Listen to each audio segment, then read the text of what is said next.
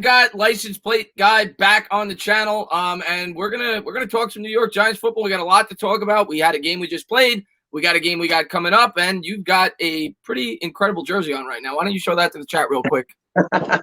Well, my Barkley jersey, just get a peek. That's all you need to see. Chicago week. That's all we need. The GOAT jumping over. That's all we need. That's it. That's it. Do you know what this means? Oh, Tupac Machiavelli. Do you know what it means? My brother's a huge Tupac fan. I know. Do you know what it means on this jersey? No, what does it mean on the jersey? You don't know? I should know. What does it? Tell me. No, you don't. Actually, you don't. You shouldn't know anything. But let's see if someone could answer it on your.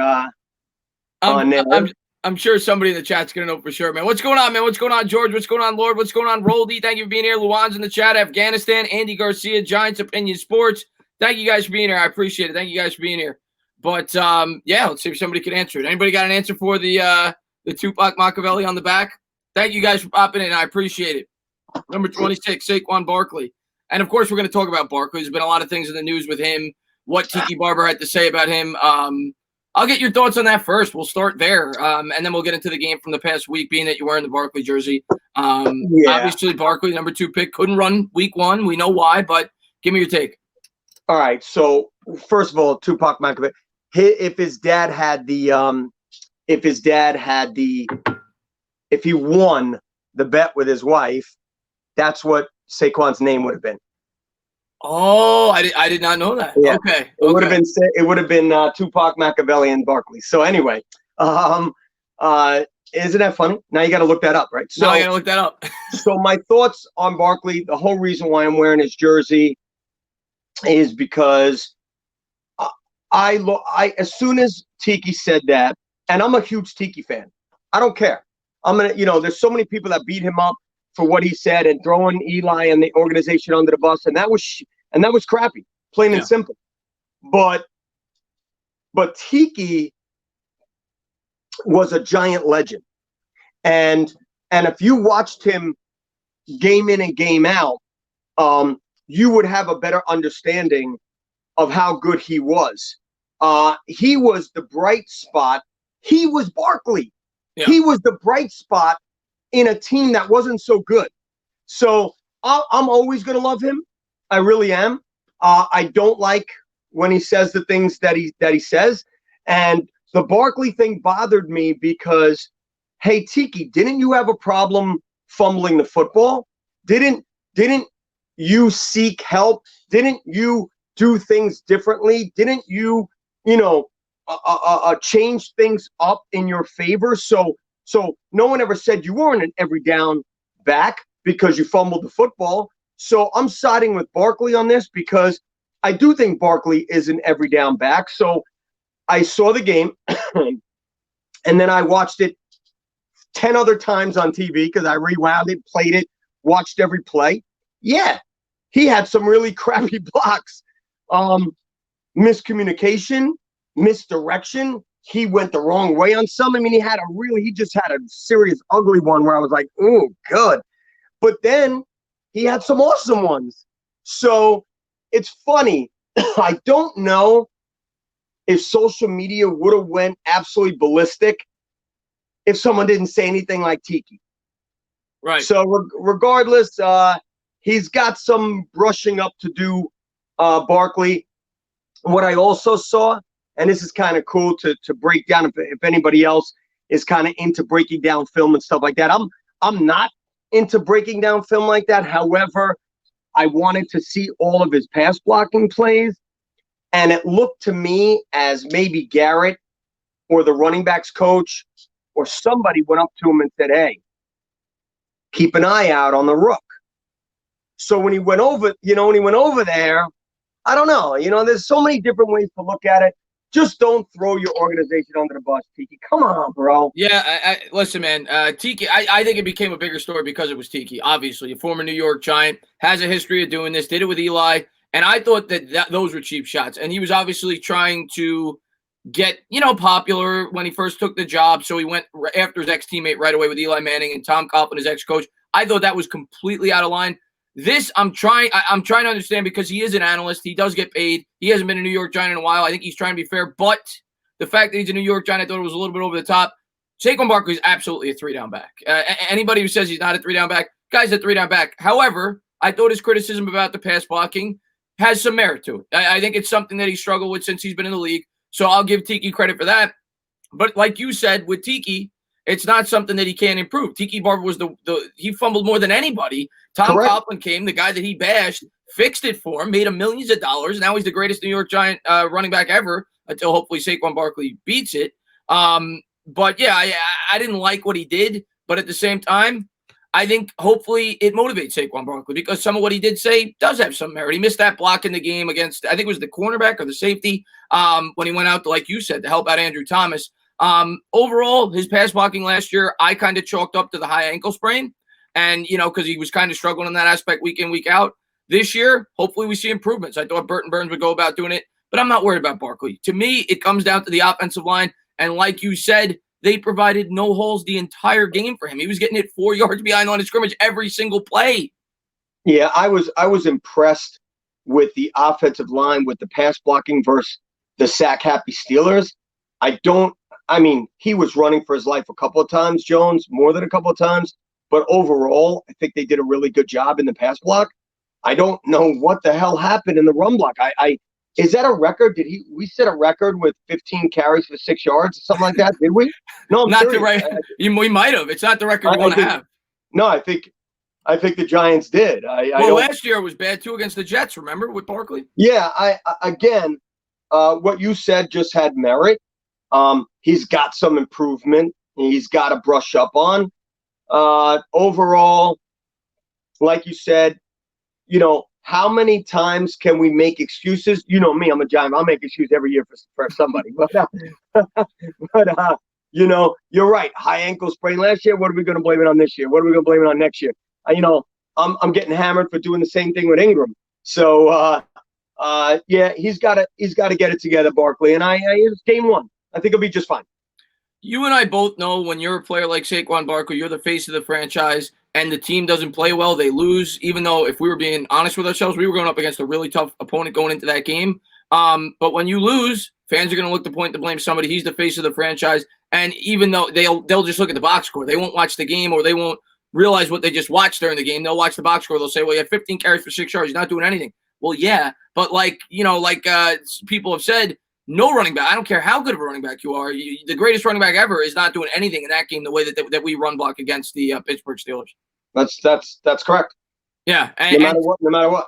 Yeah, and to me, that was the most underwhelming thing about that entire game because and I get why fans are upset because all offseason, all everybody talked about was how excited we were for a revamped offensive line because the Giants' focal point, draft, 3 guys. But the thing is, two of those guys didn't play. The other guy played pretty well with Andrew Thomas. It's the rest of the guys that were underwhelming. Cam Fleming, he's not going to be a part of the future. I don't see him being a starter for more than another 3 or 4 weeks for this team. I think Parrott is going to get in there sooner than later. The guards, I thought, were really disappointing week 1. And Nick Gates, you give him a mulligan. It's his first start, but I was a little underwhelmed with the guards. The offensive line as a whole, like you said, the pass blocking.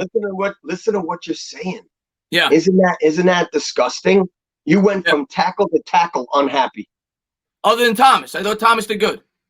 Thomas did well. So, yeah. Okay, sorry. You went from tackle to guard. Well, how could you not have that evaluation after watching that game? It was horrible, the run block. The pass blocking, if we're being fair, was good. They only surrendered 3 sacks. They led the league in sacks last year with 54. Jones had a pretty good pocket. I can't wait to talk about Daniel Jones with you because I want to get your opinion on that. But Jones, I thought, had a pretty clean pocket the entire game. Outside of it, Dupree was coming free off the edge a few times for sure. But I thought they did a pretty good job in the pass. But the run blocking is the worst I've ever seen. Yeah, it was the worst. Yeah, it was horrible. and as far as Jones goes, I want to get your take on that because obviously after the game, a lot of people were upset about the interception. I thought when you factor in everything, Daniel Jones, the night of the game when he threw the pick, I'm upset. But when I had time to think about it, I thought Daniel Jones played his ass off when you factor everything in. Daniel Jones had a freaking great game. His first pick obviously sucked. His second pick, I went on Twitter and I said, if you're blaming that on Daniel Jones, then you don't know football. And I got attacked for that because everybody's like, oh, whose fault is it? Of course it's his fault. He threw the freaking ball. That's not what I'm saying. If you know the game of football, he's trying to make something happen. It was a 19-play drive, which, by the way, if you're a Giants fan, the last time you saw a 19-play drive was 1960. So I couldn't believe that we had that ball for 19 plays. He tried to make something happen. Yes, he should have thrown it at Barkley's feet. Yes, he should have thrown it into the freaking stands. Sidelines, yes, he should have thrown it out of the stadium. The point is, he finally got out of the way, tried to throw it out of the back of the end zone, and Bud Dupree's 100-inch wingspan got him on the arm. So what I mean by not his fault was, yes, he was trying to get rid of it. He didn't throw it into a tight, coverage. He didn't throw it into double coverage. He didn't throw it right at the safety. That's what I meant by that. So there's a big difference between blaming him and blaming him. Could you imagine if he fumbled instead of the interception? Oh, forget it. That would have been on the back. Imagine if Bud Dupree hit the ball for a fumble. Could you imagine? I got a question. What would have happened? I got a question for you because obviously you've been watching the team even longer than I have. When Eli Manning first came into the league, we know that he took a lot of shit too, and he struggled. But here's my question. If Eli Manning was drafted to this team, because I think at this point, Daniel Jones is more advanced than Eli Manning was when Eli Manning was in his 13th start. Eli Manning struggled mightily his first year. Yeah, I'm with you on that. And Eli Manning had a better team. That's what I was going to say. Eli Manning inherited a very good team. They had an offensive line that was emerging. They had a very good defense. You're talking about Michael Strahan, OC's coming around. They had a good team. They went 11-5 in his second year, but it didn't have a lot to do with Eli. Eli had like a 75 QB rating, 24 touchdowns, 17 picks. He was improving, but he still wasn't what he eventually became. Yeah, but when you have a good team, it makes it easier. That 75 is really an 85. Exactly. Yeah. Look at someone like Trent Dilfer winning a Super Bowl. I mean, he sucked and beat the Giants, but he sucked. So it depends on your whole team. So, yeah, I'll give you that. What I was going to say, this mindset that New York Giants fans are having, Daniel Jones, we need a new quarterback. If this was Eli Manning, forget about it. We never win any Super Bowls. He's off the team long before his fourth year as the starting quarterback, if the fans had anything to do with it. You got to have some patience, and the guy played well. Like you said, outside of one decision. But when you factor in the defense we're going up against, you had 7 yards rushing they supported him with. They're pinning their ears back. I think it was 6. But if you include Lewis, 7. Yeah. Let me tell you what's going to happen. I'm so in agreement with you. It's a marathon, not a sprint. Could you imagine if the Giants stumble and we're looking at 1-6, 2-7, 3-8, whatever record, and we're in the top 2-3 in the draft? Could you imagine the Trevor Lawrence talk? It's going to happen if we are. It's already happened. Yeah, it happened to Daniel Jones when Daniel Jones was drafted. But I just want to get to a couple of these. Rolling man, thanks for the love. He says, I've been saying it for years. Barkley's a one-trick pony. He isn't a running back like Zeke. Zeke is a better all-around back. Now you guys want to baby him. This is a guy we picked second overall, touched by the hands of God. Right. Let me get your thoughts on that. Hold on. So one, we're not babying him. I don't. You made a great point, but don't say babying him. I don't. Babying him, you probably meant like stop making excuses for him and all this and all that. I don't think anybody's making excuses for him. I just don't agree. It's okay if who said that? Give me a name. Rolly. Yeah, Rolly. So I don't happen to agree with Rolly. He's making his valid opinion, okay, which is you can't just throw it aside. I certainly disagree with a one-trick pony. So Rolly, you're telling me that Barkley can only run with the rock, so he doesn't have hands out of the backfield. He doesn't. His pass blocking is not as great as it should be.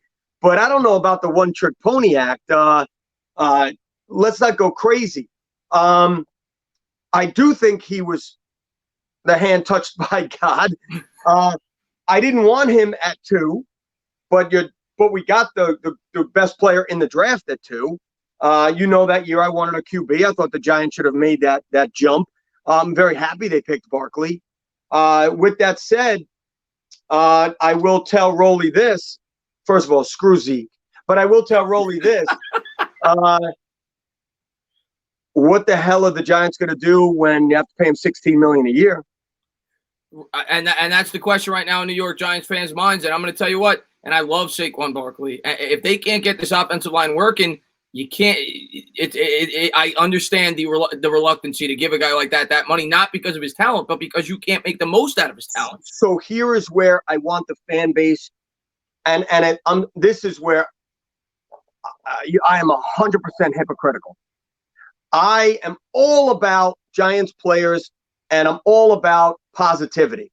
However, if the Giants are staring at another dismal season and somebody comes along and offers a king's ransom, an entire draft class and then some, you really have to entertain that.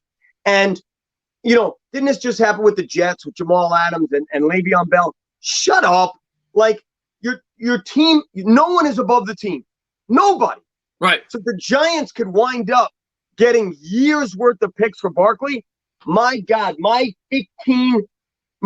25 Barkley jerseys in my closet will stay in the closet. I agree. No, I agree with you.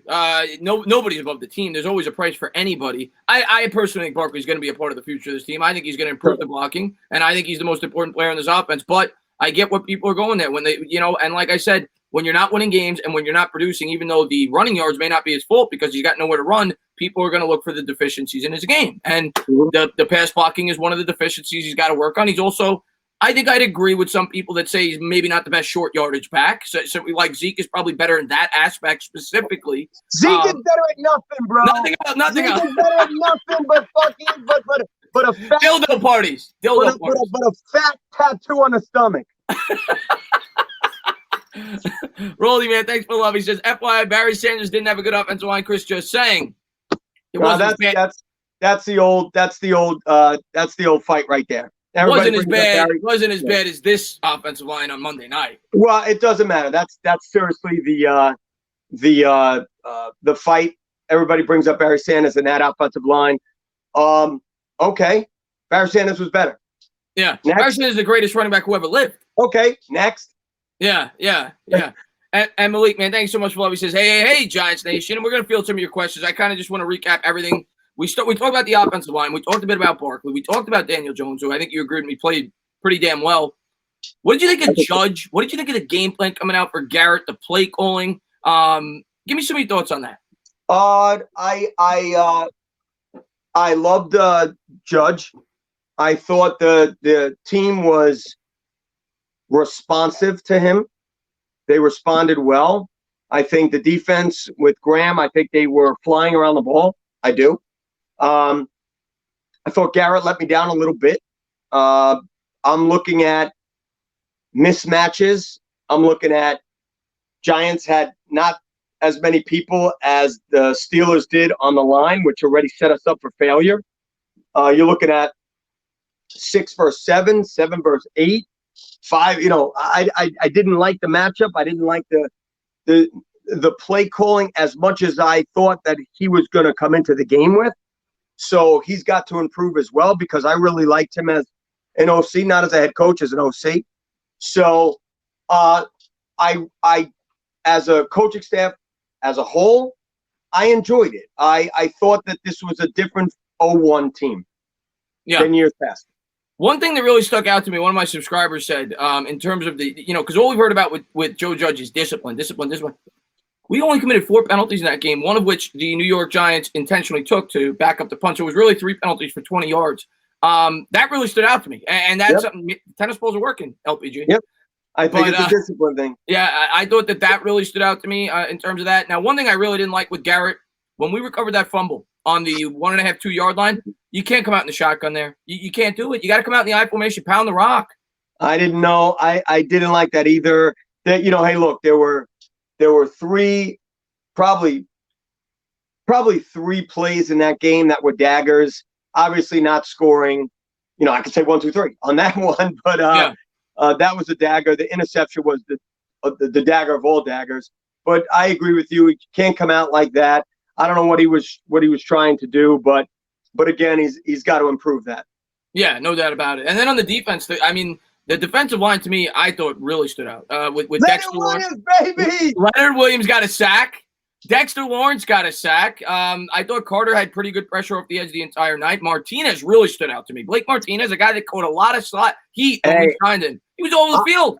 I don't know if it was you I was talking to. I hope it was. You can go back and check it. But I told everybody this was a big improvement. He's a tackling machine. He was thrown under the bus. I have no idea why.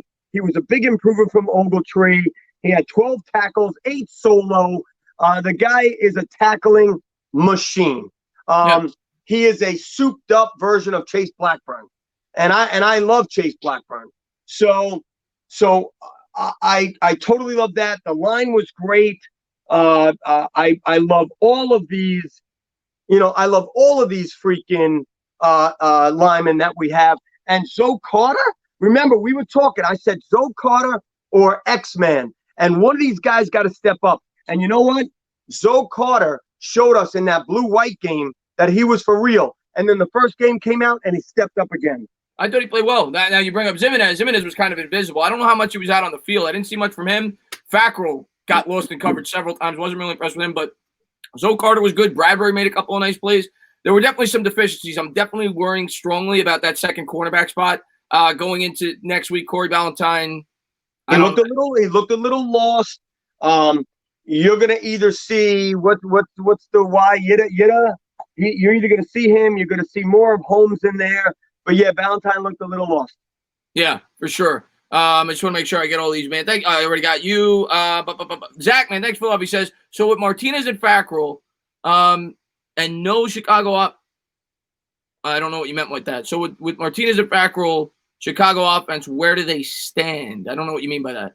But thank you for love. I appreciate it. Let's talk a bit about Chicago. Chicago last week, they played the Detroit Lions. This is a big game for us because you look at the schedule. We got the 49ers on deck. We got the Rams after that. We got the Cowboys after that. Yeah. So this is a tough game. It's not going to be an easy game. Chicago's got a good defense. We saw the offensive line played last week. And if they run block like that, we don't stand much of a chance. They got to get much better. I do think they stand a better chance because when you look at last week's game against Detroit, Peterson rushed for like 100 yards. He averaged over 5 yards a carry. So we'll see. What kind of wrinkles do you want to see them come out with? What would you like to see different in the offense? What do you think your game plan, if you're the head coach for the New York Giants, is how to attack the Chicago Bears defense? It's funny because I really believe we're going to have a running attack. I know that sounds weird after last week, but I really believe the Giants are going to come out there and they're going to establish the run early. I look for a low-scoring game. I really do. I think the Giants win 50-0. No. I think that the Giants come out there and have another 15 to 18 play drive right off the bat. I think we accept the kickoff and drive it right down the field, right down their throats, and Barkley scores a touchdown. And he's got 30 yards in the first series. So that's what I'm looking for. That's what I hope. Maybe 40 yards. So I really want to establish that early. I want last week to be a fluke. I want a couple passes for first downs on 3rd and 5 and 3rd and 4. I want 2 passes to Evan Ingram. I want to establish him since he had just a horrendous game last week, and prove that the 0-1 was just that. It was just 0-1. Now we're 1-1 and in the thick of things. Now look, if the Giants come out flat, then they didn't respond to Judge like I thought they would. Right. We're back in the hole, and we're back playing the next 3 games where the Giants could literally be 0-5. And you're right. That's the nature of their schedule. That's the nature of the beast. And we got to find a way to win this game. Because even if all right, let's say worst case scenario. Let's say we win this game and then you lose the next 2. You still have some hope at least going into that Cowboys game. Because you look at the Cowboys schedule, I think at best they'll be 2-2 after 4. So it gives you an opportunity to still stay in the thick of it. But they've got to win this game. They cannot lose this game against the Chicago Bears because I know the Niners got some injuries. I think Kittle's banged up this week. We'll see if he plays. But it's going to be tough to beat the 49ers. We know that going in, even though they didn't look as good as I thought they would against the Cardinals week 1. No, actually, you're right. They didn't. I was shocked on that, to be honest with you. Yeah, so who knows? You never know. It's any given Sunday. We beat the Bears 2 years ago when people had them going to the Super Bowl. So correct. You never know. And you remember how we beat that team? Saquon Barkley. Yeah, like that was probably his best game in the NFL. I mean, he was getting it was, the thing that was so great about that game for Barkley. Normally, when he gets 120, 130 yards, it's off of like 2 big plays. That was kind of just 5 yards, 6 yards. He was just grinding it out that game against the Bears. And that's why I said we're going to establish the run, because even the game before that, when we played the Bears, it was Brandon Jacobs that went absolutely bananas on them on the ground. So the Giants run well in Chicago. That's just it. So I'm on the same page with you. I'm nervous. All Giant fans are. We're sick and tired of losing. So starting 0-2, I think we started 0-2 the last lot of years. Since we've been alive, it feels like. Enough is enough. Yeah, for sure. Absolutely. And Malik, man, thank you. He says, I like him. It's just that he shouldn't change play calling. I think he's talking about Garrett. Up, but he's not really bad, and it's really a different offense we see, and we need to run the ball more because this offense is made for the run. Yeah, I mean, look, Malik, you're not wrong. And I, too, like I said before, I'm a Garrett fan. Not as a head coach, but an offense coordinator. They say the quarterbacks are the smartest in the rooms, and that was him, and he quarterbacked the Giants. And, I should say he was on the team as a quarterback. And I believe that they will establish the run. You can't really establish the run last week because you didn't even get off the ball. So we'll see this week. This is a humongous. I can't believe we're sitting here in week 2, a must win, a must game. Everything's on the line. Here we go again. Same crap. Beginning of September, middle of September. We're fighting over the same things. It's a big game, and for me. And Malik, man, thank you so much for love. We're going to talk about him in a second. He says, guys, don't forget to talk about my man Andrew Thomas. We'll definitely talk a little bit more about him. But for me, going into this game, I think the Bears, obviously, and this is not just the Bears, this is every team, but they're going to look at what the Steelers did. They're going to try to stack the box. And I think Daniel Jones is going to have to try to pick apart that defense. If it's me, I know you said you want to run, and trust me, I want to run just as much as anybody. I love the run. I think this offense needs to focus around Saquon Barkley. I think you need to try to loosen up that defense early on in that first drive. Try to stretch out the field. I'm not just talking about throwing the ball. I want to throw some deep shots. I feel like they didn't take enough deep shots in that game. Of course, they hit the beautiful ball to Slayton, but outside of that, they weren't really throwing the ball 35, 40 yards down the field. Yeah, I'm not with you on that because, I believe the game plan was not shots down the field because of the sack-happy Steelers.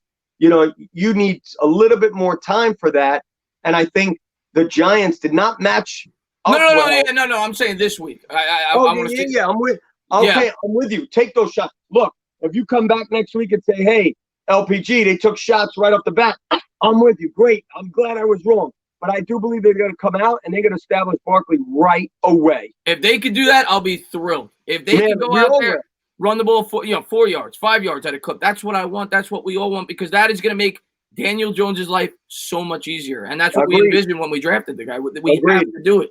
And let's talk about a bit more about Andrew Thomas. You saw Andrew Thomas, obviously. We were all really looking forward to him. Everybody had their eyes on him, and we're all excited because he's Daniel Jones' best friend for the next 10 years, hopefully. We hope for both of those guys.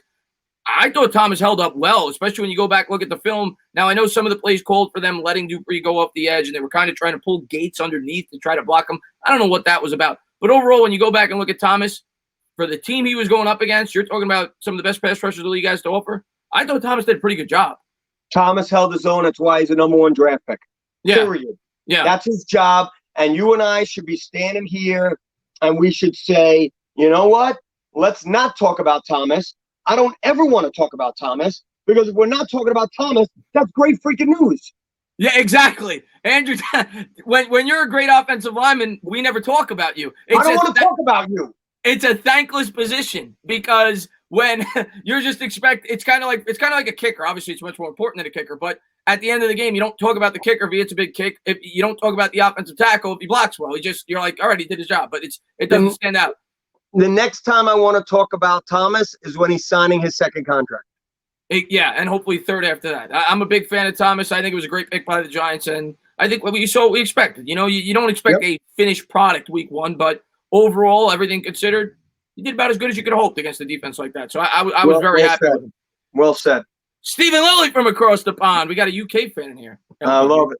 He says, I wouldn't pass Ingram an energy drink to wake his butt up, let alone the ball ever again. As a Giants fan, I'd trade him now. Number 56 to go. Ooh, let's get your Ingram take. So he's He's in the majority right now. UK is 100% in the majority. Evan Ingram is being crushed all over social media. He's a glorified wide receiver. He can't catch the ball. He's going to be hurt in week 3. I mean, can't block. And I posted something on Twitter today. First of all, I still think he's going to have a very good year. I said that. I'm still on the record as saying that. But holy cow, I put something up today that I couldn't not. It was he just completely missed he just got out of the way of a guy, and Daniel Jones got crushed. And I'm saying to myself, come on, like, Ingram, what's going on, man? Like UK is in the majority. I pray to God that he is not right. You're not trading Ingram, but I will say this. It's not a very good contract year first game, because I believe he's up for a contract, and I don't think it's happening. Yeah, he got his rookie extension this year, so he's still under for one more year. But yeah, he's got a rookie contract. He's got a second-year contract extension coming up soon, and I don't know if we're gonna be able to. First off, if you want to trade him, if he's playing like that, you're not getting anything. You're not. I mean, people. I asked the UK. I guarantee he'd take a 4th rounder for him. I wouldn't, but I guarantee you he would. 4th rounder, I can't. You'd get a higher comp pick. You'd get a 3rd round comp pick if you let him. Correct. I wouldn't. I mean, honestly, I wouldn't even take a 3rd rounder. He's probably worth that right now, but I wouldn't take a 3rd rounder. I would take his athletic ability, regardless of him struggling. And I know he is, but I wouldn't take a 3rd rounder right now. I think he's better than that. Yeah, I mean, that's a fair take. Hopefully, he bounces out of it. Right. So if I really had this conversation with Mr. UK, I would tell him, okay, I'll give you a late 3rd round for it, and he would take that, even though Ingram is struggling. He's better than that. Now, if you offered me a 2nd round, I would jump in a heartbeat. Yeah.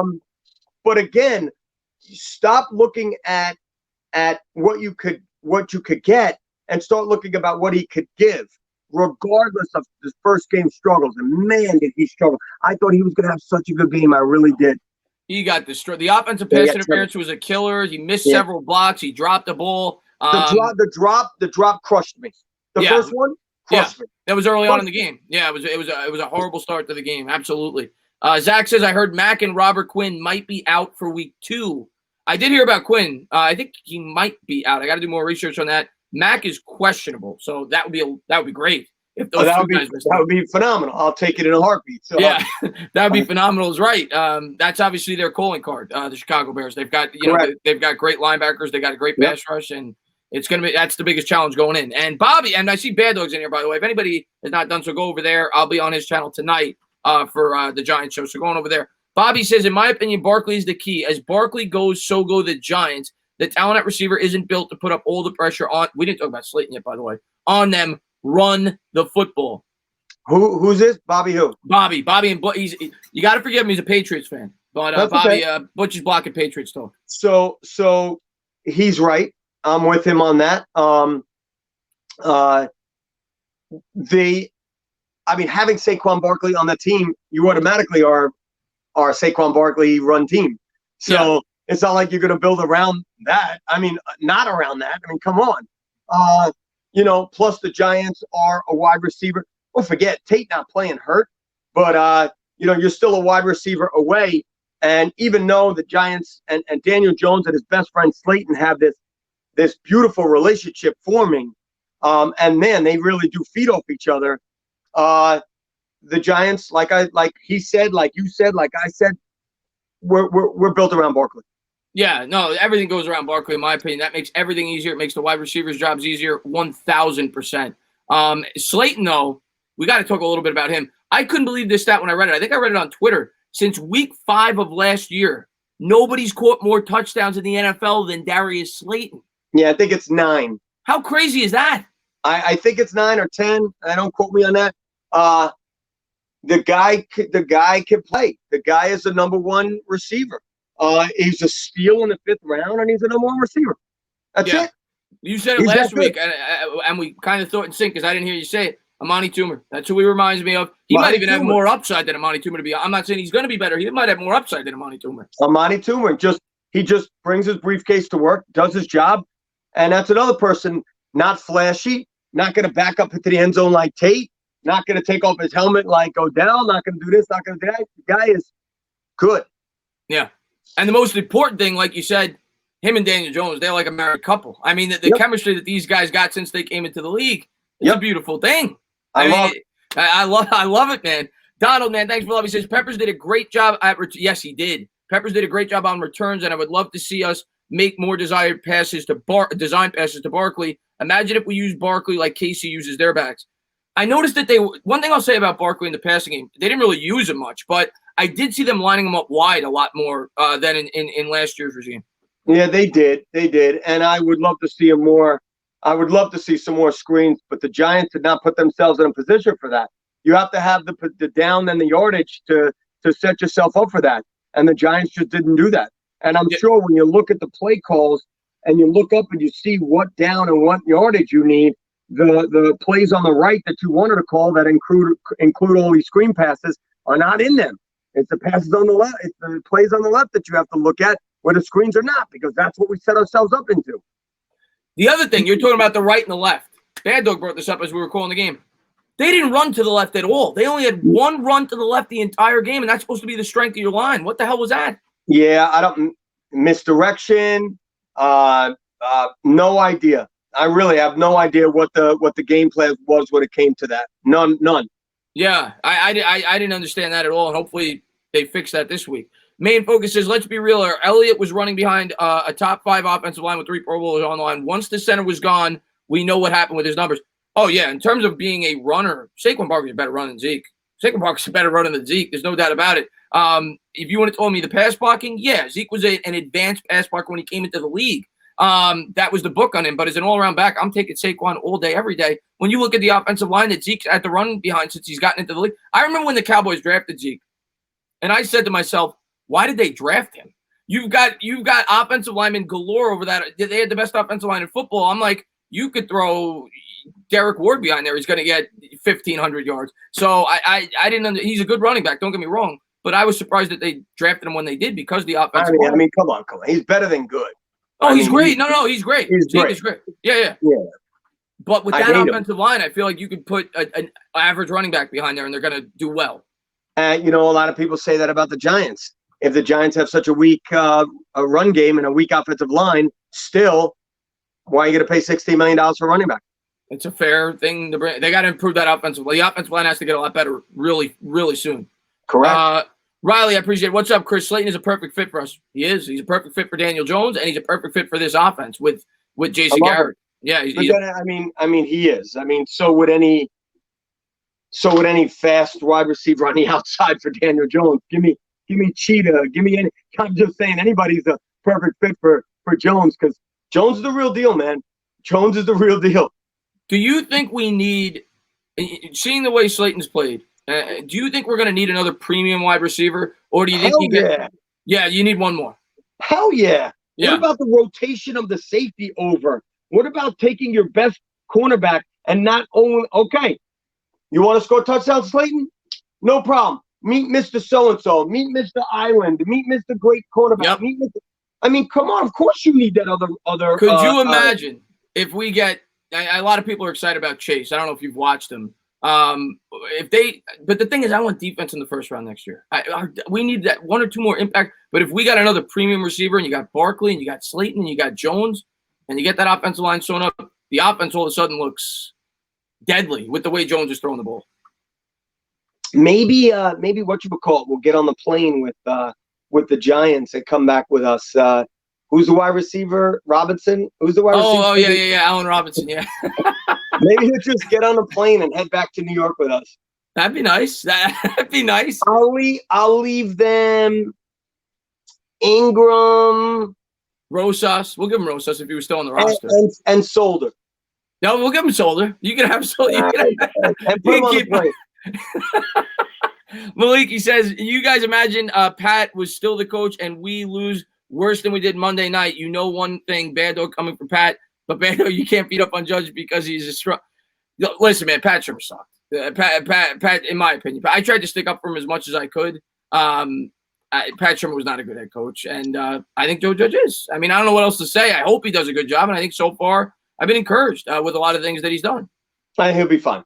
He's a football coach. Yeah, he is. Yeah, he is. That's that. By the way, did you see the film breakdown he did on YouTube on the Giants channel, breaking down the plays? Incredible. He made me want to go and he made me want to go back and coach football. I know, it was ridiculous, and that alone just gives me so much. Like, you just watch that, like, this guy knows what the hell he's doing. Like, everything was so in depth. He's so organized. I love him. I can't help it. Maybe he'll prove us wrong. I love him. I'm with you. Yeah, I love him. And Greg says progress. Next game needs to be better, and let's keep the train moving forward game after game. That's what. You know what?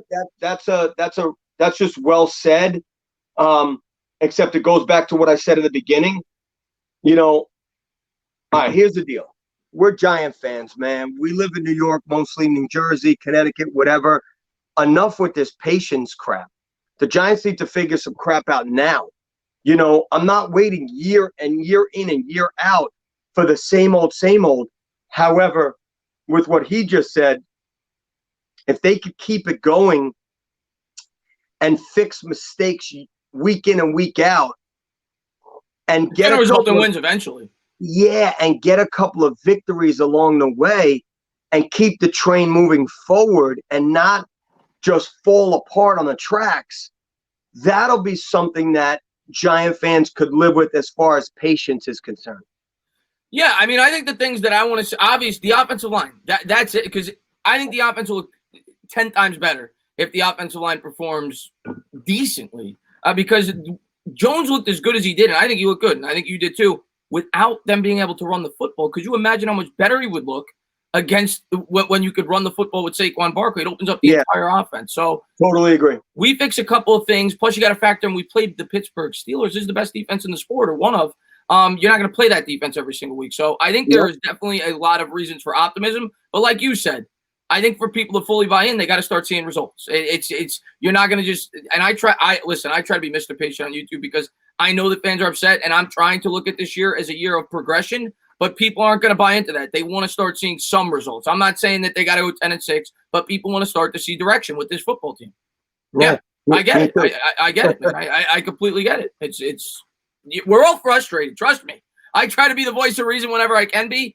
This team hasn't been good really since their last Super Bowl. 2016, I talk myself whenever we talk, we say it all the time. They won narrowly in all those games. The defense carried the team. The offense couldn't move the ball. They played a weak schedule. They weren't a real 11-5 team. They played great over the second half defensively. You're being generous with 2016. Yeah. What do you mean you're being generous? You think they were? Yeah. I don't think we've been good for a long time. Yeah. No, 2002, the last time we won the Super Bowl. That's the last time. And even that team, if we're being fair, they weren't that good. They won the Super Bowl. I know. They got hot and things clicked, but they weren't that good. They were 32nd in the league in rushing. We're working on 8, 9, 10 years of losing. I mean, without the Super Bowl. I mean, come on, bro. Yeah. Come on. We got to start winning football games. No doubt about it. Zach says, I have a feeling Pepper takes it to the house on special teams. Yeah, I got to tell you. So when Judge, it was actually Thomas McGahee, the special teams coach, who, by the way, is a phenomenal coach. When those guys came out and said that they were going to use, starters on special teams, as a long time Giants fan, I developed this hitch, this twitch that I was like, wait, what'd you say? You're gonna do what? So because I have flashback to Jason Sehorn and his knee and this and that, and I was a big believer of stay away from the freaking starters. What the hell are you doing? It's the dumbest move ever. I've also come around, and I've come around with that type of thinking for two reasons.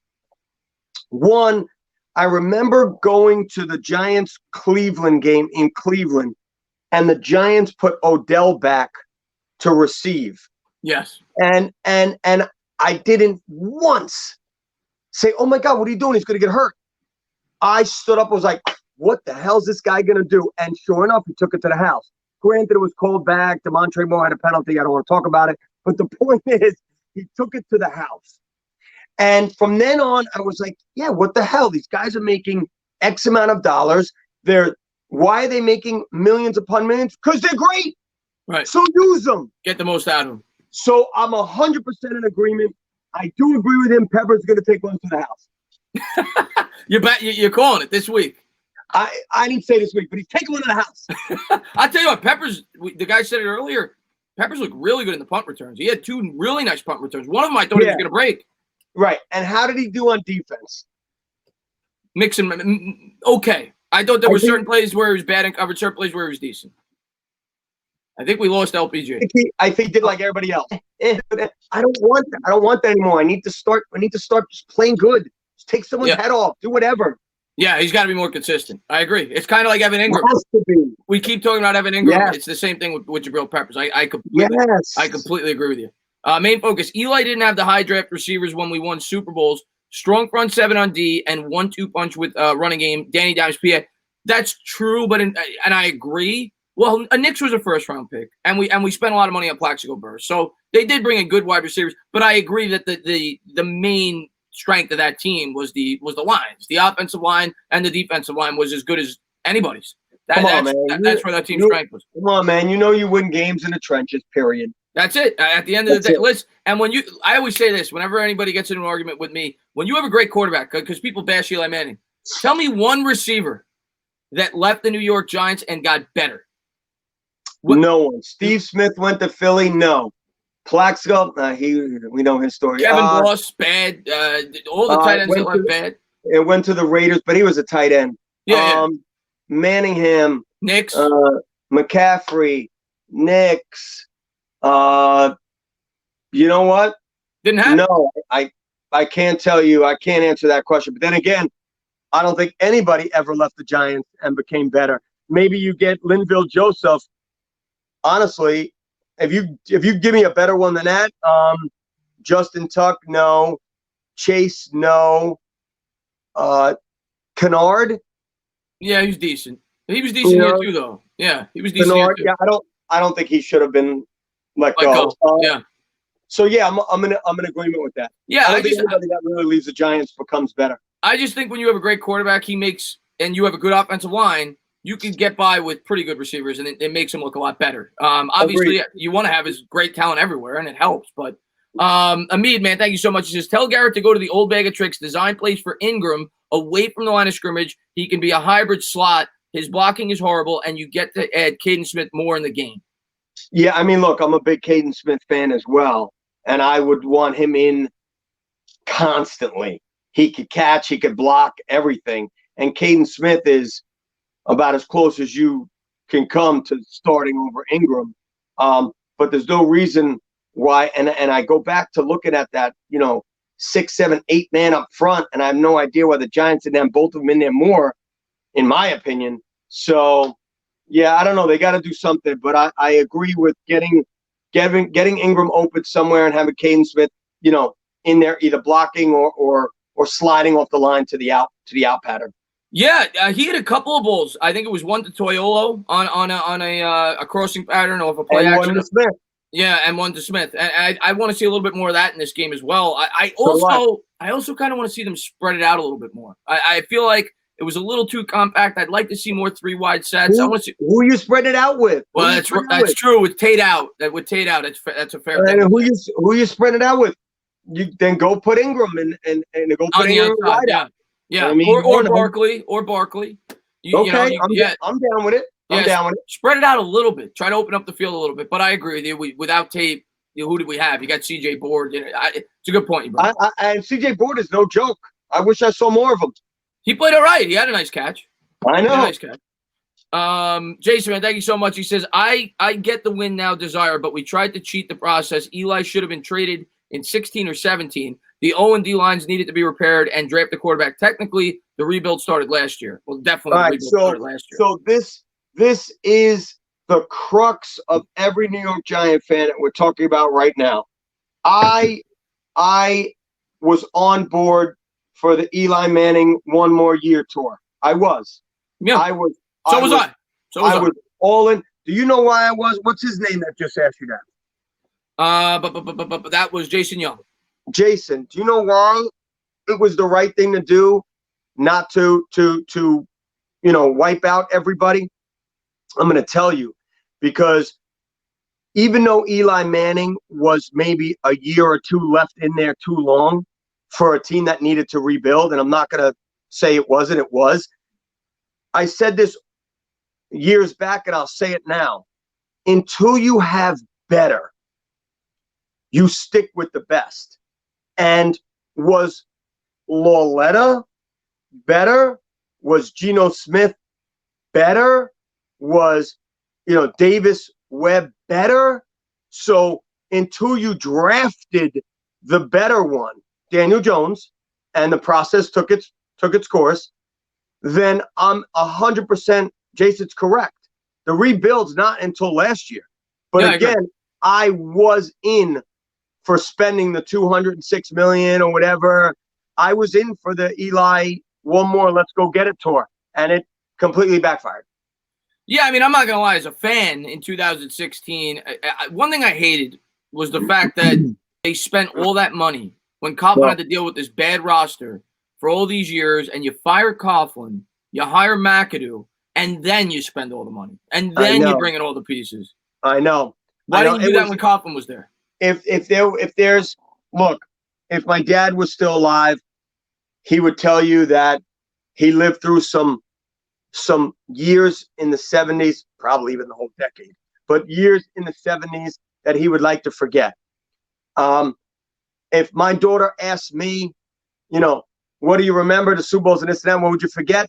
I would probably say 15 to 20, so we're all living through some crappy years, and the Giants better figure it out, because I don't want this to turn into forgetting a decade. Listen, man, this is when you find out who the true fans are. When you go through adversity, you stick with your team, and you believe that they're going to get it right. And as fans, what else can you do? Of course, we're all upset. We think the team's not doing well when they're losing. But the way I look at it is, when this team finally gets good, you're going to appreciate it that much more. And hopefully it's consistent, like it was with Eli, where they gave us a decade of good football, where they were competitive. That's right. That's what we got to hope for, and that's what we got to where we got to hope these young players are getting us. Steven says, all said and done, the Giants need to learn to control the clock on offense. It's crazy. We are on our third head coach and still can't do this. I want it this weekend. I need some parameters for that one. I'm not recalling in the game that just passed what was so horrible on the clock. What would I miss? Well, I think he's just saying in general. Like, you look at the Giants' time of possession over the last 3-4 years. I mean, they've been near dead last in the league. Forget about it. They were disgusting. McAdoo didn't know what the hell he was doing with the clock and should have hired someone. And Pat Shermer did the same shit. Shermer was using all 3 timeouts before the 4-minute mark. Right. I'm on board with whatever he said. And that's what wins football games at the end of the day. You got to be able to control the clock. We did lose the time of possession in this game. I think it was 32-28, but we couldn't extend drives. Stop it, because after the dagger interception, Ben Roethlisberger led the guys down the field for 10 minutes, and it was just like every time he snapped the ball, just someone stabbing me in the back for 20 times, because the game was out of reach, and then just taking the time. And just like every other game I've been to in the last X amount of years, just sit there so it didn't get any better. You can't do anything about it. It's excruciating. No. It's not like basketball where you're going to get the ball right back. Football, you got to wait. You're sitting there for 10 minutes until you get the ball back. It's frustrating, yeah. Malik says, after that film breakdown, I feel like a Coughlin coach just a little more aggressive than Coughlin, but don't get me wrong. He can yell at anyone on the team who's doing something. All right, so you're saying you think he's a little rougher than Tom Coughlin? He's saying after he watched that film that just like we watched, Joe Judge knows what the hell he's doing. And he's a tougher Tom Coughlin, which I agree with. He's a younger Tom Coughlin, so he gets it. Yeah, I'll say this though: the original Tom Coughlin was pretty damn tough. Yeah, he still is. But I'm on board with that. I think there was one time, I don't know if anybody caught it, which I'm sure you did because it was on TV. Somebody was coming off the field and Judge laced into him, for whatever I could get from the freaking mask. But he was like, basically get your ass off the field or something. And I like it. I do agree. He could yell at anybody and everybody's going to take it. I like it. I think the young roster seems like they appreciate it. They almost like it that they have a guy that's a disciplinarian. If it's an older roster, it may not work, but I think that we have the right type of roster to do it. Malik's, I want to make sure I didn't miss this one. He says, yo, you guys know if Eli has had a line, Eli can eat up the defense all day, but people base him for no reason that he's one of the greatest. I don't know what you mean. So yeah, you do. He's saying he's talking about the offensive line, and with Eli was much better. Is that he's just? Oh, he's crapping out again. You there, buddy? No, I think he's saying he's tired of people not giving Eli good opinion. Has Eli ever had a line? He's asking. Shit, yeah. When you're looking at McKenzie and Snee and Soybert, and and that line, O'Hara. Yeah, I mean, Deal. Come on, that was just a greatest offensive line in Giants history. Other than that, he's right. Well, the first half of Eli's career, it was great, and that's what set us up for success. The second half of Eli's career was non-existent, and that's why Eli went from arguably the best quarterback. Well, I'm not going to say the top 3 or 4 quarterbacks in football at one point, and then 2 years later, he just dropped off the planet, and that doesn't just happen when you're 31, 32 years old. So yeah, no doubt. The offensive line just completely evaporated. You guys look at the Bills; they're actually good. The Bills, they improved the defense, they improved the offensive line, and that's what we need to do. Zach says Barkley line up as wide receiver doing an end around. Yeah, Zach, that's what we were just saying. I want to see Barkley. Until you can't block, and then it's a 5-yard loss. Yeah, I don't know about the end around, but I do want to see him more as a wide receiver. Right. I'm never a big fan of the end around stuff. I mean, look, it's a surprise play. It's in your playbook. Maybe you run it once a year. Barkley's not Cheetah. He's not gonna get around to the end quicker than Cheetah can, for KC. So that play is really developed for a really fast, wide receiver coming around, not really a running back. And God forbid, they're keying on Barkley and we wind up getting a 5 to 7 yard loss. I would go insane. Yeah, and Barkley's not the type of guy that wants to go down. He'll fight. He may lose a couple of extra yards because he's trying to make. I could see it now. End around. No, the defensive end never quits. He stays in there. Barkley tries to go the other way around. Now it's an 11-yard loss. Yeah. And Lax says, license plate guy is awesome. Glad you had him on again. The Giants need to figure out their run blocking ASAP. If they want to fix their time of possession problems, the Ingram experiment needs to end. Yeah, LPG, first off, I want to say again, thank you for coming on. You don't have to do this. You always take the time out of it. First off, I want to give you a shout out. Are you still doing the San Francisco thing that you were talking about? Not San Francisco. I'm going to try and do something that's either an Eagle or a Dallas game, more meaningful. Plus, I want to see where we are at that time. I think the Giants will be coming back to fans. I do. I think 4th, 5th game, we're going to start having a percentage of fans allowed into the stadium. Have they talked about that? Let's just say the rumblings that I've heard are leaning towards increase in percentages. Really? Yes. So we'll leave it at that. And 2, thank whoever said that. Thank you very much. I just try and my platform as license plate guy gives me the opportunity for someone like you to call me up and get me on here. I watch the same stuff you guys watch. Maybe I got some pretty cool stories, but other than that, we are the same fan. You're seeing what I'm seeing. I'm not in the locker room, so I can't tell you this and that. I could tell you some stuff out of the locker room, but I'd like to hear a story or two when you get a chance. Yeah. So I mean, other than that, I mean, it's fun. All right, I'm gonna tell you a good one. All right, good. It's not even a story. I'm gonna give you a heads up. Okay. Let's just say that somebody called me today and needed a jersey from me. That's all I'm gonna say. Somebody called you today and needed a jersey. Yeah, that's it. So when you see the player with it, you and whoever's watching right now will be the only people that are going to know. I know exactly what he's talking about. It's a current player on the team? Yep. Okay. That's bad. So you have a relationship with a lot of players on the Giants. You have their phone numbers. You talk to them, stuff like that? I do.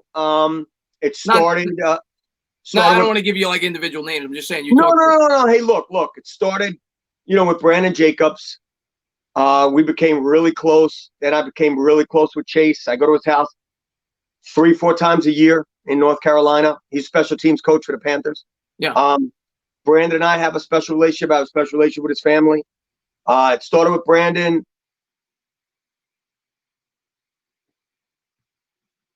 And Ahmad and just so there and then one guy introduced to another guy, and then I became close with OBJ, and I were extremely close. I was at his house probably every day for a full year. Ping pong, TV, movies, ping pong again, stories, no shitting on anybody. That's a bunch of crap. So just well, no, he was the one that got shitted on, I think, right? That was the story. Yeah, whatever. I didn't say that. So he's really a great dude, man. Like a great dude. Take shirt off his back and give it to a fan. I'm not even kidding. He did a lot of stuff that I saw that I could never say because like it's not my business. I don't break news like that. And then OBJ introduced me to Barkley, so just it's snowballs. So yeah, I got numbers, and if I could hook them up with some things, and vice versa, and be the voice of reason for them. Sometimes they call and be like, "Yo, I don't understand this," and I'll be like, "Well, listen, I've been around a lot longer than you. This is why. So keep your head on straight because when you do get the call, be freaking ready." What about Judge? You talk to Judge? Yeah, and I've not talked to Judge. I don't do well with the coaches because let's be honest, I don't think anybody in the organization wants fans to be tight with the players, if that makes any sense. Yeah. They probably look like, what is license plate guy telling them? They don't know me. They don't know the real me. They don't know that I'm an athletic director. I'm a teacher. I care about kids. I do this. I do that. They just want to know, what is he getting out of it? What's his angle? I don't have an angle, bro. You know my angle? I want them to freaking win. That's the angle I have. You're a fan. By the way, I saw it on Twitter. They're nominating the best Giants fan. I saw like everybody added you. Like I don't know. They should just call it the license plate guy. No. All right, that was really, really nice of Giant fans. Like I'm talking about like crazy nice. Yeah. I never put myself in front of another Giants fan.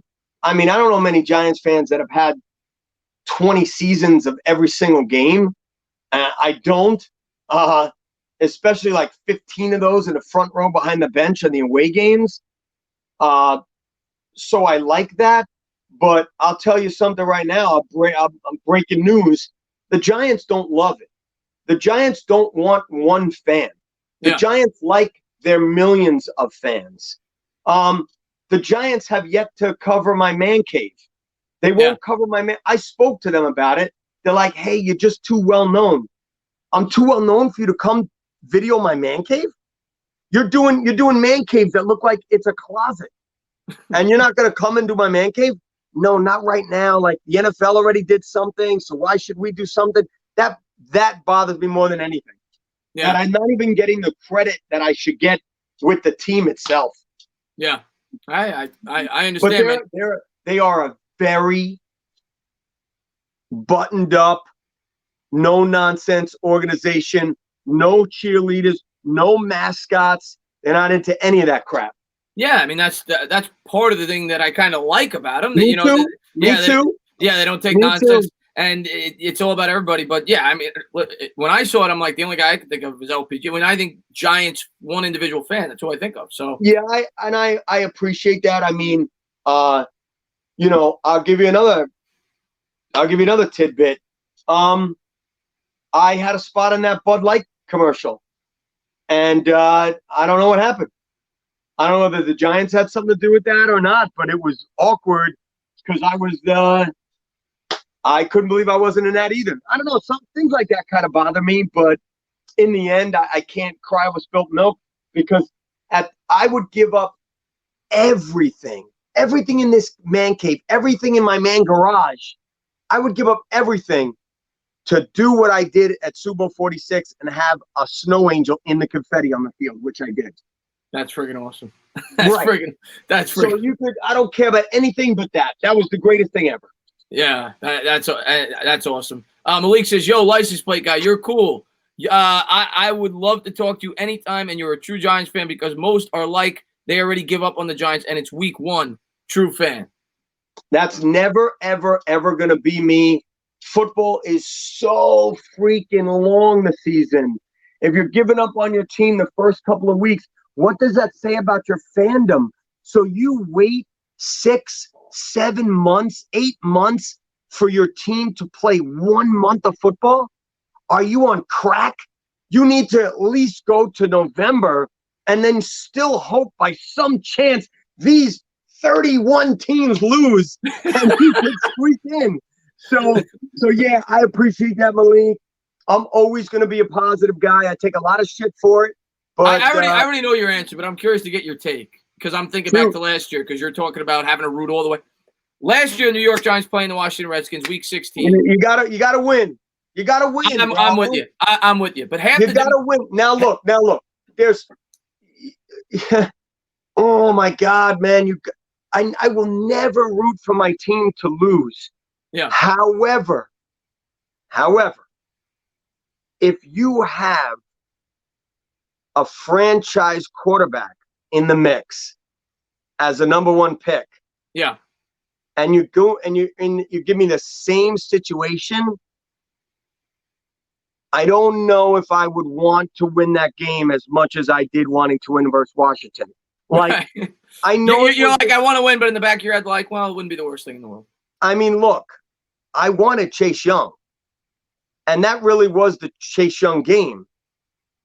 And I believe that the Giants probably would have went Chase Young. So let me ask you something, all Giant fans. So here we are with Chase Young getting 5 or 6 sacks a game, and we still don't have an offensive line. So everything happens for a reason. Maybe we were just in this position to draft Andrew Thomas and then fix some other spots. So I do believe that everything happens for a reason. The Chase Young Bowl went to Washington, and now he's causing a whole bunch of wreck over there. Oh, so, it's someone to deal with. As soon as Chase Young went to Washington, I already called offensive tackle for a whole year, but I knew it was going to be an offensive tackle. You got to block him for the next 10 years. Got to block him for the next 10 years. Yeah. So here's my take on it. We knew, if you're an educated football fan, you knew that Chase Young is obviously going to have a much more immediate impact than Andrew Thomas. It's just common sense. The edge rusher, they come into the NFL and they're the most NFL ready, more so than any other position. You look at the top edge rusher, Bosa, so we knew he was going to have more of an immediate impact. But I think Andrew Thomas is more valuable if he gives you 10 to 15 years of service as a premium left tackle. You know what I'm saying? Like, so I feel like it's a long-term. It's kind of like a long-term investment in a way when you draft a tackle that early, but it's something that will pay off over the length of Daniel Jones's career if he lives up to the billing. So, and it was a pick we had to make, like you said. No, how long have we had a bad offensive line? We needed a future franchise left tackle. So, no doubt, bro. Like you said, everything happens for a reason, and I like the pick. David says 26 with a Tiki shirt. David says that's a Barkley shirt.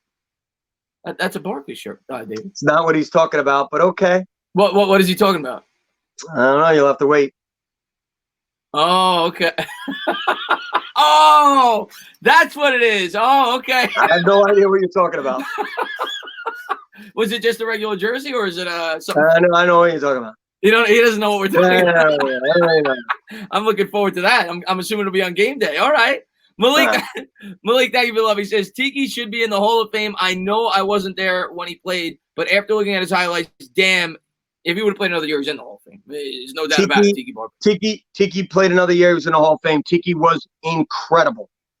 He was incredible. I got a question for you about this. Hypothetical, actually. I was thinking about it when I was reading that. We both agree if he plays another year, just the statistics alone, he's going in. Correct. If he plays that year, do they still win the Super Bowl? So hard to say what would have happened if, but yeah. And Tiki's so good, bro. Here's my thinking. Here's my thinking. If he plays, first of all, a lot of people said that Eli matured when they got rid of Tiki because it was kind of the thing in the huddle. But the other thing, after Tiki left, they became a running back by committee, and you could actually argue, even though none of them were as good as Tiki, as a whole, they might have been a more productive running attack with Bradshaw, with Ward, and with Jacobs. So all right. So I'm gonna go after this because this is gonna take you back to the Super Bowl. It wasn't the helmet catch that won the game. It was Brandon Jacobs.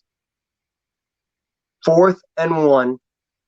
And just because he's 9'3" and fell over, did he get the first down? Would Tiki have gotten the first down? No. Right. So it's so what if? But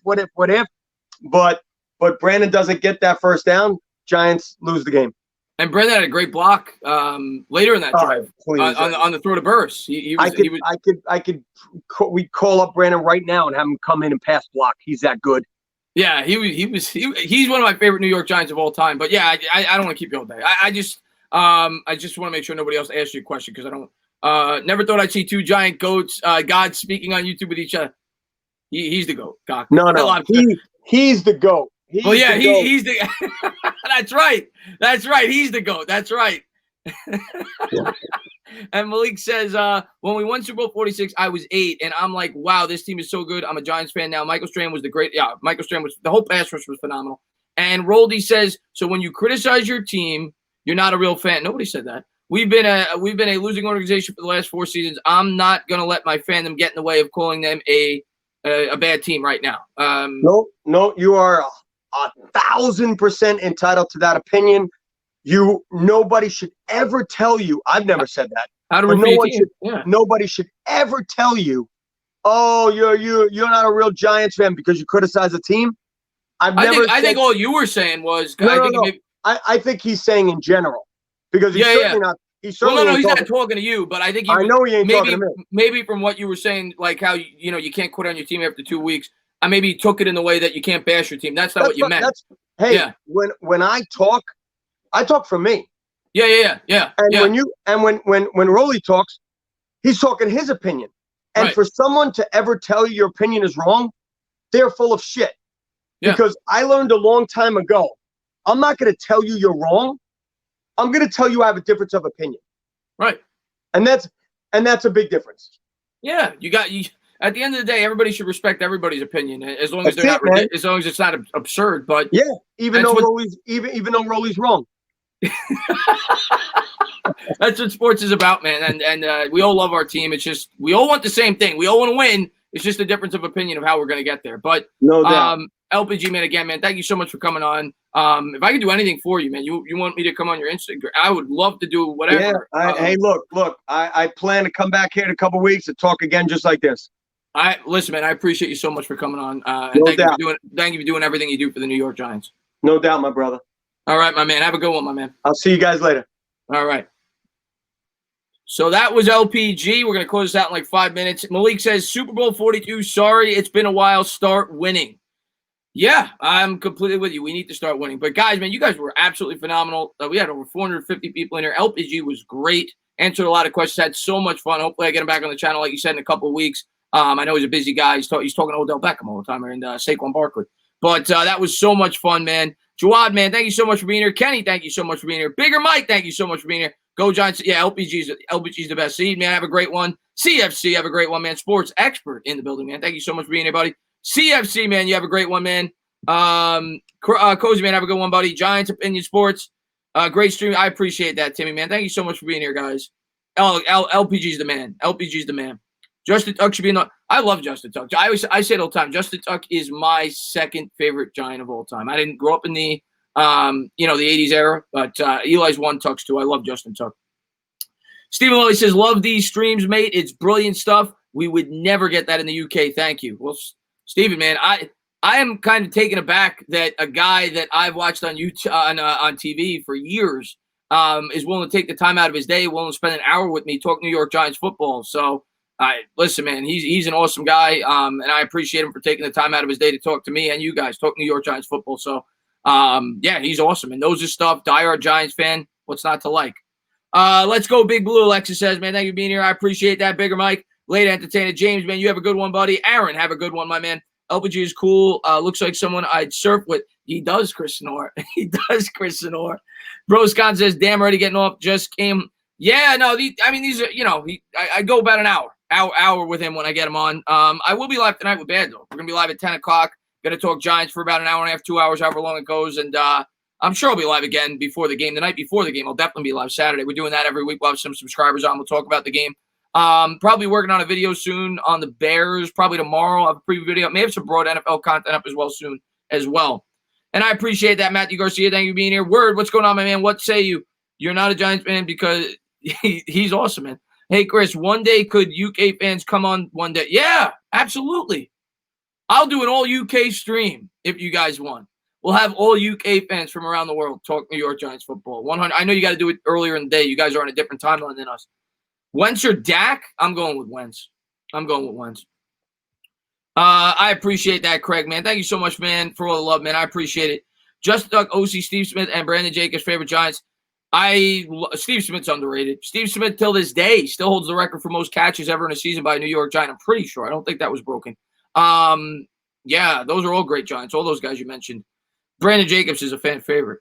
When we start winning, you and LPG together will be fantastic. Not that you are not now. Derek, it's a lot easier. You know, I haven't gotten to experience it. I've only been on YouTube now. This is my third season on YouTube, so I haven't gotten to experience winning. So I can't even imagine how much easier it is to make content, come on here, talk to you guys when we're winning football games. And hopefully that's sooner than later. I am optimistic that the New York Giants are going to be much better this year over the second half of the season. I think going into 2021, we're going to have a much better approach. I think going into the year, we're going to have a lot of hope. 2021, 2022, and I think this team's going to get better throughout the year. We're still young, we're inexperienced, but I think we're going to be getting better.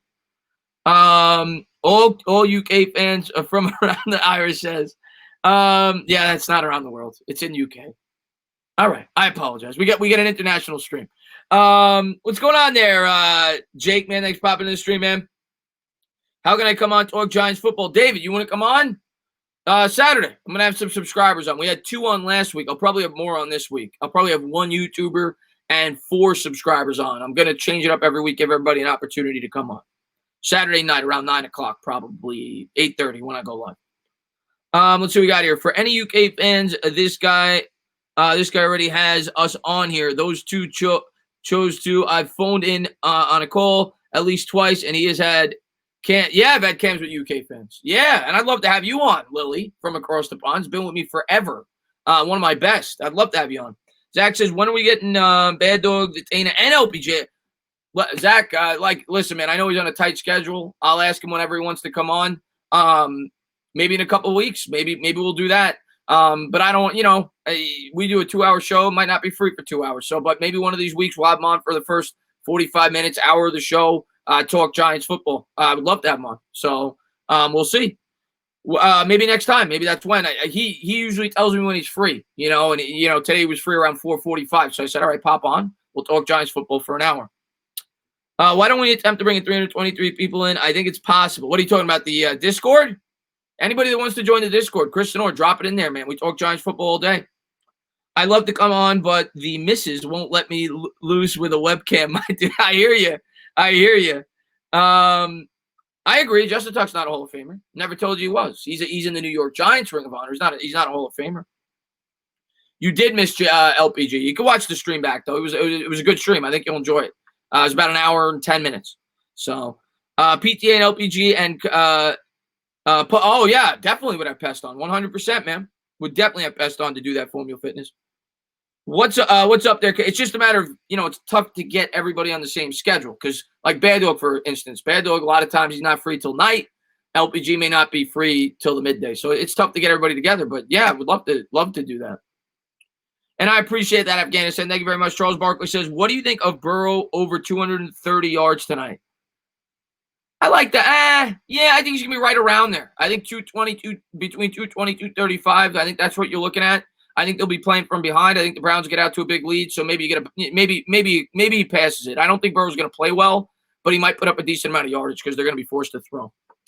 Malik, man, thank you so much for all the love, man. Thank you so much for being here. I appreciate it, man. And there's the Discord server. You can join it there. Thank you for posting it, guys, if you guys want to come and talk Giants football. I want to join this show, but don't have a webcam. RIP. You don't even need a webcam. You come on via audio if you don't want to show your face. Chris, can you bring super New York accent? No, not for a whole game. There's no way.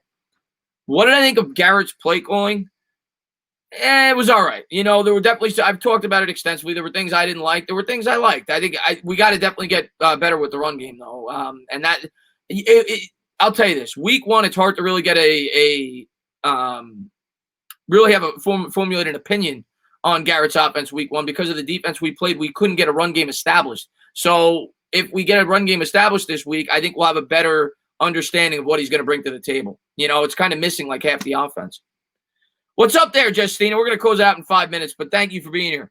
I think the Browns are going to win. I think the Browns are going to cover. It's a 6-point spread.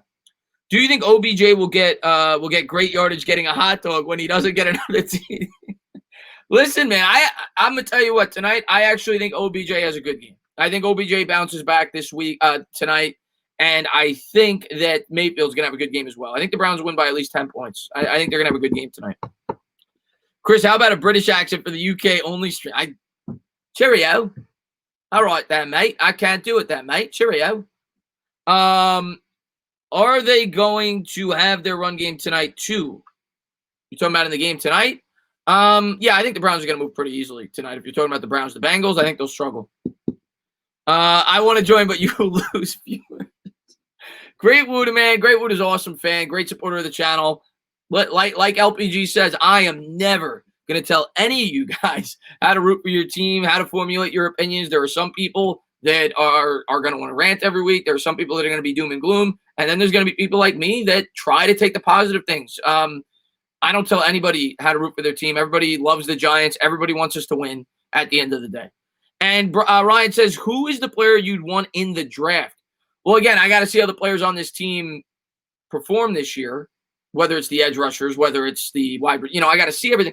But I mean, I would love Parsons. I would love a great middle linebacker. I think it's something that we've missed for a long time. He's supposed to be the real deal. I would love him. I would love Rousseau. Everything you hear, he's a great edge rusher. So that's what I want. I want defense. I know a lot of people want the wide receiver, but I want defense. I want a middle linebacker or an edge. And I think a cornerback's realistic as well, even though you guys don't want to hear that. But me personally, if I had to pick a player right now, not knowing where we're going to be picking, I would like Parsons. Oh, come on, Chris. If you'll have Victor, absolutely, man. Any subscriber is more than welcome to come on. Absolutely. I may do some more rotating this week where you guys aren't on for the full show, so I get to have more people on. But yeah, absolutely, man. You want the hog molly? You want Sewell or Sewell, however you pronounce it, the tackle? I wouldn't be against it, Het, but we got to see how Parrott plays. If Parrott's good, we're not drafting him. Let's see what we got here. Do you think we'll have any trades before the deadline? Again, got to see where we're at. I don't think the Giants are going to look to acquire anybody. If they're going to do anything, in my opinion, again, we got to see what our record is. But if we're 2-5, I see us trying to sell players off. If we're 5-2, maybe we're buyers. But, let's take it week by week. Let's see where we go. I don't like to be negative. I like to go into each week thinking we have an opportunity. But, yeah, I definitely could see us being sellers. And if we are sellers, I think you're looking at Evan Ingram possibly being traded, depending on what his value is. Sterling Shepard's a possibility. And then on the defense, I think Leonard Williams or Dalvin Tomlinson would be a possibility if you don't plan on bringing them back after this year. I think that's what you're looking at to try to get more draft picks. What's up there, Edward? Thanks for popping in the stream, man. What's up, KP? How do I get a chance to come on the stream? Saturday, John. I'll mention in my video, probably Friday. I don't know how I'm going to do it, though, because there's going to be more than 3 or 4 people that want to come on. I'm going to try to rotate every week, give everybody an opportunity. But, yeah, I'll mention in my video Saturday. Yeah, I'm going to give you guys the StreamYard code, and you come on. I might just make it first come, first serve. I don't know. I got to figure it out. But I'm going to have some subscribers on this week for sure Saturday night. What's going on there, Joseph Balby, man? Thanks for popping in, man. Hope everybody's having a great day, by the way. Hope you had a good work day. Everything else. Do you think we need a Jeremy Shockey type tight? Listen, I like the tight end we got. I like Caden Smith. Ingram, yeah, he's not that good at blocking. He's not an all-around tight end. He's a good threat in the passing game. Not so much week 1. But I think Caden Smith's just fine, man. I do. I think if we move on from Ingram, I think Caden Smith can get the job done. He's got great chemistry with Jones. He's known to be a good blocker. I like Caden Smith. I appreciate that, Lake Nona, man. Let's be honest, Giants are not that bad. I believe the Steelers' defense played a big role in the loss. Lamont, I agree with you. Here's the thing with the Giants, Lamont. For me, and I try to be as unbiased as I can. For me this year, the biggest question mark I have, I think we're a better team. It's the schedule. I mean, you look at the schedule, we're playing a really good team each and every week. And I think a lot of the Giants fans that were upset after week 1 didn't go in with realistic expectations. I'm not saying you shouldn't be upset after a loss, but that was a game we're supposed to lose. I mean, when you factor everything in, it's a young team, 2 new schemes. You're playing a really good football team. Yeah, they went 8-8 last year, but Ben was out all year. You're going up against the coach and Mike Tomlin, who had a month to prepare for the New York Giants, who, in my opinion, is one of the top 5 or 6 coaches in the sport. And yeah, you have an offensive defense who didn't have any time to prepare this year, and new schemes, new systems. So I don't think you should be so negative after week 1. I think this is a team that showed you some good things, and hopefully we can improve as the year goes along. I think we could win next week. Antero says, I met LPG last year at the Jets-Giants game. He's awesome. He's a great guy, man. Thoughts on moving Ingram to an outside receiver due to his poor blocking? I'd like to see him out there more. I don't think they'll ever do it exclusively, but I would like to see him out there more due to the fact that he's not a good blocker. But guys, I want to take a few questions. I'll definitely be live Saturday. I'll be live tonight with Bad Dog, so bring your questions there. And I'm sure we'll talk about everything that happened and give our opinions, and we'll have a good discussion. But guys, I just want to say thank you to everybody for being here. Thank you guys for being the best supporters on YouTube. LPG is the friggin' man. Hopefully you guys enjoyed the stream. And hopefully you guys come on back to Bad Dog's channel tonight. Hopefully you come on over there. And like I said, probably live at least one more time this week before the game. And we'll be live on Bad Dogs on Sunday. Sure, I'll have a couple more videos out. Thank you guys for everything that you do. New York Giants, True Blue. Guys, the best supporters on YouTube. Stay safe. Enjoy the rest of your night. And I'll see you tonight, my guys. Have a good night, guys. Have a good night. What am I saying? Have a good day. Have a good rest of your day. Have a good one. Enjoy your dinner. How's that?